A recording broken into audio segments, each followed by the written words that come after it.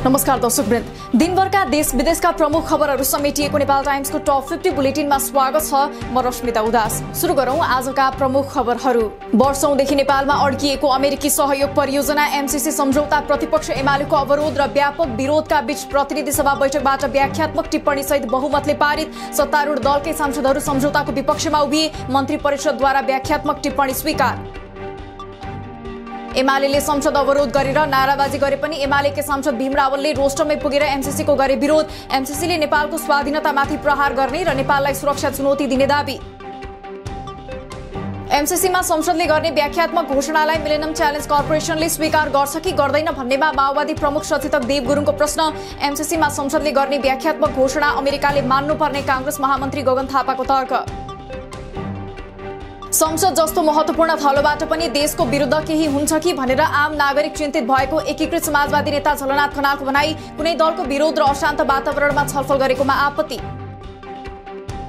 MCC सम्बन्धी माओवादी अध्यक्ष प्रचण्डको निर्णयको वैधानिकतामाथि माओवादी केन्द्रका केही नेताहरूले उठाए प्रश्न। एमसीसी जस्तो मुलुकलाई दीर्घकालीन असर पार्ने गम्भीर विषयमा अध्यक्षले एकल निर्णय गर्न नहुने टिप्पणी।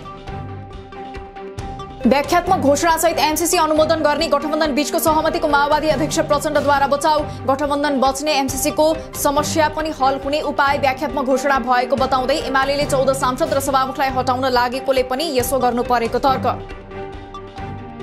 एमसीसीको विरोध गर्दै भएको प्रदर्शनले आज पनि नयाँ बानेश्वर क्षेत्र तनावग्रस्त। प्रदर्शनकारीले सुरक्षा घेरा नागेर प्रहरीमाथि ढुङ्गा प्रहार गरेपछि प्रहरीद्वारा जवाफी कारबाही स्वरूप पानीको फोहरा र अश्रु ग्यास प्रहार। भीड नियन्त्रणका लागि बाक्लो संख्यामा प्रहरी परिचालन। विप्लव नेतृत्वको नेकपा सहित अन्य 5 राजनैतिक दलका कार्यकर्ताद्वारा एमसीसीको विरोध गर्दै आज जिल्ला प्रशासन कार्यालय घेराउ। एमसीसी राष्ट्रघाती सम्झौता रहेको भन्दै नाराबाजी सहित दाङको घोराहीमा विरोध प्रदर्शन। माओवादी अध्यक्ष प्रचण्ड र एकीकृत समाजवादी अध्यक्ष माधव नेपाल चरम अवसरवादी रहेको पुष्टि भएको एमाले महासचिव शंकर पोखरेलको आरोप। दाहाल र नेपालबाट सञ्चालित अभियानहरू सत्ता स्वार्थबाट प्रेरित दक्षिणपन्थी अवसरवादमा आधारित रहेको तर्क।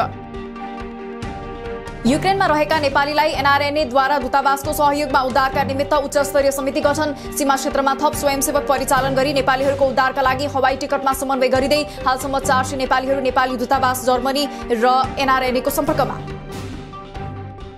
युक्रेनबाट नेपालीको उद्धारको प्रयास जारी। जर्मन स्थित दूतावासका अनुसार सम्पर्कमा रहेका 225 नेपाली मध्ये 100 नेपाली पोल्याण्ड सीमामा पुगे। 23 जना स्लोभाकियाको सीमामा आइपुगे। भोकभोकै सीमा क्षेत्रमा पुगेको नेपालीको गुनासो।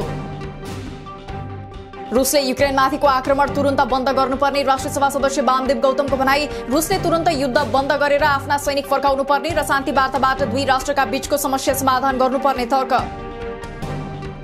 मानव सभ्यताको निरन्तरताको लागि जलवायु संकटले चुनौती थपिरहेको भन्दै परिस्थितिकीय प्रणालीलाई सुदृढ तुल्याउन न्यायिक जगतको राष्ट्रपति विद्यादेवी भण्डारीद्वारा ध्यानाकर्षण। कानून व्यवसायीहरू समतामूलक र न्यायपूर्ण समाजको निर्माणमा समर्पित हुनुपर्ने तर्क।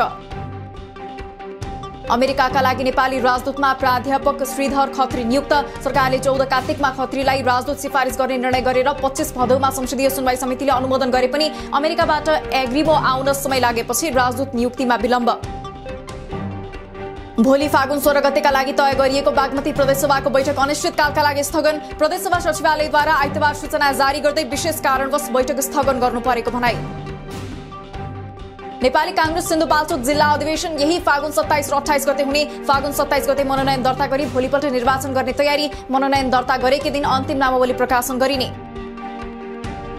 राप्रपा नेपालद्वारा आफ्ना पदाधिकारीहरू मनोनित। पार्टी अध्यक्ष कमल थापाका अनुसार कोषाध्यक्षमा चन्द्रबहादुर गुरुङ मनोनित। प्रवक्तामा वसन्त मानसिंह अधिकारी र सुरेश आचार्य। सहमहामन्त्रीमा हिक्मत ढकाल, तेज गुरुवाङ र आइतराम तामाङ मनोनित। पछिल्लो 24 घण्टामा 9,500 बढीमा परीक्षण गर्दा 111 जनामा कोरोना पुष्टि। आजै 415 जना निको हुँदा थप एक संक्रमितले ज्यान गुमाए। 41,369 जनाले लगाए कोभिड खोप। इजाजत नलिई सञ्चालन गरिरहेका स्वास्थ्य संस्थालाई कारबाही गर्ने स्वास्थ्य मन्त्रालयको चेतावनी। स्वास्थ्य संस्था सञ्चालन इजाजत पत्र तथा नवीकरणका लागि सम्बन्धित निकायहरूमा सम्पर्क गर्न आग्रह। मृत्यु पश्चात अंगदान गर्ने स्वास्थ्य मन्त्री विनोद खतिवडा र सरकारका मुख्यमन्त्री शंकरदास बैरागीको घोषणा। लिखित हस्ताक्षर गराउने व्यवस्था मिलाइदिन आग्रह। गाउँ गाउँसम्म स्वास्थ्य केन्द्रहरू पुर्याउनु पर्ने भएकोले थप जनशक्तिको आवश्यकता परिपूर्ति गर्ने पनि विश्वास व्यक्त। तोकिएको समयभित्रै मेलम्ची खानेपानी काठमाडौँ उपत्यकामा भित्र्याउन सरकार प्रतिबद्ध रहेको खानेपानी मन्त्री उमाकान्त चौधरीको भनाई। खानेपानी महसुल निर्धारण आयोग केही दिनभित्रै गठन गर्ने घोषणा। मोरङले टाङ 8 की 12 वर्षीय बालिका बलात्कारपछि हत्या आरोपमा 64 वर्षीय दीपक गिरीलाई पक्राउ गरी प्रहरीद्वारा सार्वजनिक। विद्यालयबाट एक्लै फर्किने क्रममा बालिकाको बलात्कारपछि पोल खुल्ने डरले गिरीले हत्या गरेको पाइएको प्रहरीको दाबी। जबरजस्ती करणीको मुद्दाका आरोपित अभिनेता पल शाहद्वारा प्रहरी समक्ष आत्मसमर्पण। शाहलाई 7 दिन हिरासतमा राखेर अनुसन्धान गर्न अदालतको अनुमति। शाह विरुद्ध पीडित गायिकाले नवलपुर प्रहरीमा पनि दिइन् अर्को उजुरी। शाह अनुसन्धानका लागि 7 दिन हिरासतमा रहने।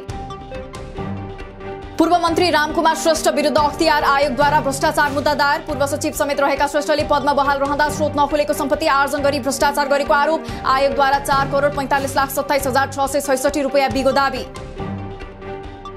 सुन तस्करीको आरोपमा अधिगमन विभागका सुब्बा सहित 2 जना पक्राउ। भन्सार छलेर अवैध रूपमा ल्याइएको 1 किलो 165 ग्राम सुन र तस्करीमा सहयोग गरेको आरोपमा अधिगमनका नायब सुब्बा लक्ष्मण गुरागाई प्रहरी नियन्त्रणमा। वीरगञ्ज महानगर अन्तर्गत रहेका सामुदायिक विद्यालयमा सेनिटरी प्याड उपलब्ध हुन थालेपछि छात्राहरू हर्षित। महिनावारी हुने समय आएपछि विद्यालय जाने कि नजाने र गए पनि कसरी दिन कटाउने भन्ने चिन्तामा रहेका किशोरीहरू अब चिन्तामुक्त। सुदूरपश्चिम प्रदेशका पहाडी जिल्लाको सबैभन्दा पुरानो दिपाल विमानस्थलमा 42 सिटे जहाज सञ्चालनका लागि स्तरोन्नति गरिने पर्यटन मन्त्री प्रेमबहादुर आलेको भनाई। विमानस्थल स्तरोन्नति सहित अन्य विकासका कामका लागि आएको बजेट चाँडै टेन्डर प्रक्रिया गरी काम सुरु हुने। प्रतिकूल मौसम र कोरोनाका कारण यात्रु नभएकाले गत पुस दोस्रो हप्तादेखि बन्द रहेको पोखरा जुमसुम हवाई उडान सेवा पुनः सञ्चालन। पोखरा जुमसुम हवाई मार्गमा सामान्य अवस्थामा दैनिक 10 उडान हुँदै हवाई उडान चालू भएपछि स्थानीयका साथै पर्यटकलाई सहज। आज सुदूरपश्चिम र कर्णाली प्रदेशको मौसम सामान्य बदली भई हल्का वर्षा र हिमपातको सम्भावना। भोलिदेखि देशका सबै ठाउँको मौसममा सुधार आउने अनुमान। हिउँद सकिँदै गएपछि अब प्री मनसुन सुरु हुने। जलवायु परिवर्तनका अवसरबारे ध्यानकर्षण गराउन काठमाडौँदेखि सगरमाथाको आधार शिविर काला पत्थरसम्म पदयात्रा हुने। मार्च 8 अन्तर्राष्ट्रिय नारी दिवसका अवसरमा विभिन्न क्षेत्रका 40 जना महिलाले 13 दिने पदयात्रा गर्ने तयारी। फागुन 17 गते टोली आधार शिविर प्रस्थान गर्ने। नेपालगञ्जको चिनारीको रूपमा रहेको टाँगा व्यवसाय संकटमा। समय परिवर्तनसँगै प्राविधिक विकासपछि छोटो दूरीको रूपमा ई रिक्सा सञ्चालनमा आएपछि टाँगा विस्थापित हुँदै रिक्साका कारण टाँगाबाट अहिले अपेक्षित कमाई हुन नसकेको टाँगा चालकहरूको गुनासो। सरकारको पूर्ण स्वामित्वको विद्युत प्राधिकरणले पायो AA+ क्रेडिट रेटिङ। सार्वजनिक निकायहरूमध्ये प्राधिकरणले AA+ क्रेडिट रेटिङ पाएकाले वित्तीय दायित्व वहन गर्न सक्ने उच्च तहको सुरक्षित क्षमता देखिएको कार्यकारी निर्देशक कुलमान घिसिङको प्रतिक्रिया। प्राधिकरणले सर्वसाधारणलाई शेयर निष्कासन गर्ने विषयमा छलफल भइरहेको विद्युत प्राधिकरणका कार्यकारी निर्देशक कुलमान घिसिङको भनाई। ऐनमा प्राधिकरणको शेयर पुँजी नेपाल सरकारले तोक्ने व्यवस्था। सुनचाँदी व्यवसायलाई सरकारी मान्यताको रूपमा चलाउन स्पष्ट कानून नहुँदा समस्या परेको नेपालका सुनचाँदी व्यवसायीहरूको गुनासो। व्यवसायीले विगत लामो समयदेखि कानून बनाउन माग गर्दै आए पनि सरकारले सुनवाई नगरेर उपेक्षा गरेको टिप्पणी। सुनको भाव आज फेरि तोलामा 1400 रुपियाँले घटेर प्रति तोला 96,600 रुपियाँमा झर्यो। चाँदीको भाव पनि तोलामा 40 रुपियाँले घटेर 1295 रुपियाँमा कारोबार। हप्ताको पहिलो दिन शेयर बजार परिसूचक नेप्से आज 7.73 अङ्कले घटेर 2653.70 बिन्दुमा पुग्यो। आजै 3 अर्ब 27 करोड 30 लाख रुपियाँको शेयर किनबेच। आगामी महिना युएईमा हुने ICC cricket world cup league 2 को त्रिकोणात्मक सिरिजका लागि नेपाली प्रारम्भिक टिमको घोषणा। राजु रिजालको पुनरागमन हुँदा अनिल शाह, भीम सार्की, पवन सर्राफ र सुसन भारी पनि टिममा फर्किए। क्यानले 20 खेलाडीलाई बन्द प्रशिक्षणमा राख्ने। काठमाडौँमा जारी ललितपुर मेयर वुमेन्स T20 च्याम्पियनशिपमा अपराजित रहँदै नेपाल एपीएफ क्लब फाइनलमा। ललितपुर मेयर्स 11 लाई 22 रनले हराउँदै प्रदेश 1 तेस्रो बन्यो। भोलि उपाधिका लागि सुदूरपश्चिम र एपीएफ बीच प्रतिस्पर्धा हुने। झण्डै 25 वर्षपछि अस्ट्रेलियाको क्रिकेट टोली पाकिस्तान पुग्यो। अस्ट्रेलियाको टोलीलाई 4000 प्रहरीले राष्ट्रिय स्तरको सुरक्षा दिने। आज इस्लामाबाद पुगेको टोली कडा सुरक्षा घेरामा 1 हप्ता क्वारेन्टिनमा बस्ने। अस्ट्रेलियाले 3 टेस्ट, 3 एकदिवसीय र 1 T20 खेल्ने।